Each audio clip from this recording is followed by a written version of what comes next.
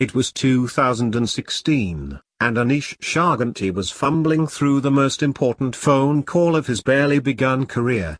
The young filmmaker had been given 15 minutes to convince actor John Cho to star in Search, a mystery about a father trying to track down his missing teenage daughter. The character's ordeal, and their entire relationship, would be told via a series of screens, as its hero uses everything from Facebook to FaceTime to Reddit to solve his kid's disappearance. Other films have taken the same web-centered approach, like 2015's horror hit Unfriended, but Chaganty wanted to do something different, the Memento of screen movies, he says. For Cho, however, the concept didn't click.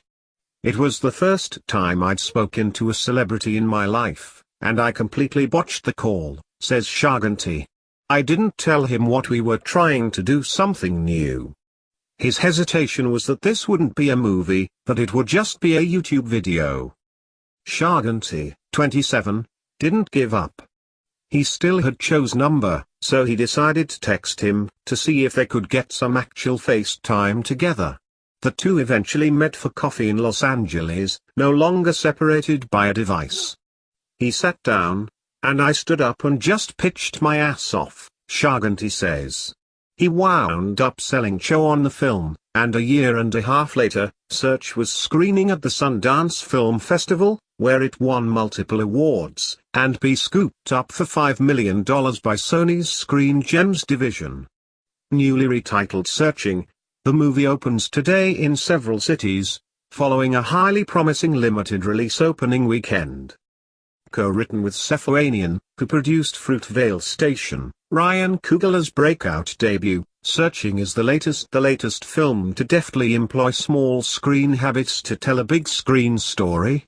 This year alone, there's been the speedy text message chain that kicks off Crazy Rich Asians, the soul-bearing YouTube videos of 8th grade, and the parent-baffling emoji missives of blockers.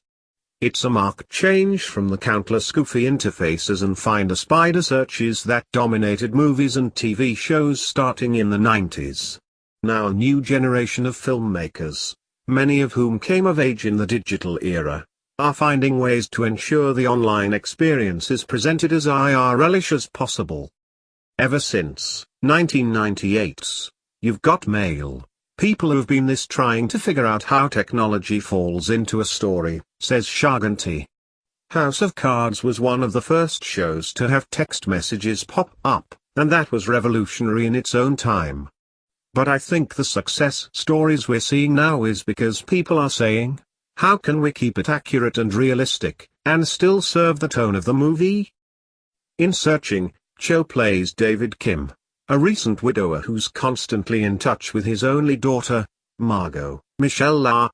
When Margot doesn't come home after school one day, David begins scouring her online life, Venmo transactions, Facebook friends, live stream archives, even old Tumblr posts, in an attempt to figure out where she went. He also enlists the support of a deeply concerned detective, Will and Grace's Deborah Messing, whom he communicates with largely by FaceTime. Much of the early part of the film plays out on David's computer, including an opening montage that condenses the first 16 years of his daughter's life, as well as the final years of his wife's cancer battle, into a series of clickable videos, calendar events, and email exchanges.